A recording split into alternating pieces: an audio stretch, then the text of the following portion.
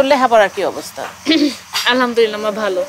দেখো এবার ক্লাসে আমি ইনশাল্লাহ ফার্স্ট হব। মা ভাইয়া তো আহনের পর থেকে ঘরের মধ্যে থম মেরে বসে আছে। আন্ধার অনের লেগা থম মাইরা বয়ে রয়েছে।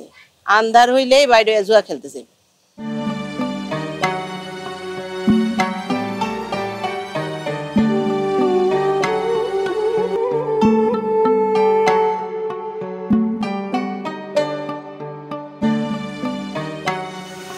ভাইয়া তুই কই যাস? নামাজে যাই রে মা। নামাজ শেষে আশরাফ স্যারের সাথে একটু দেখা করবো, ওনার জন্য তো এই নতুন জীবনটা পাও। আমি আমি এগুলা কি দেখতেছি, কি শুনতেছি? আল্লাহ আমার পোলার উপর রহম করছে। আলহামদুলিল্লাহ মা। মা তুমি আমার মাফ করে দিও, আমি তোমার অনেক জ্বালাইছি। আরে ধুর, মা কি এসব মনে রাখে? তুই যে ভালো মন্দ বুঝতে পারছো, এইটাই মহান আল্লাহর কাছে শুকরিয়া। মা আমি তাহলে নামাজ পড়তে যাই। যাও বাবা, নামাজ পড়ে আসো।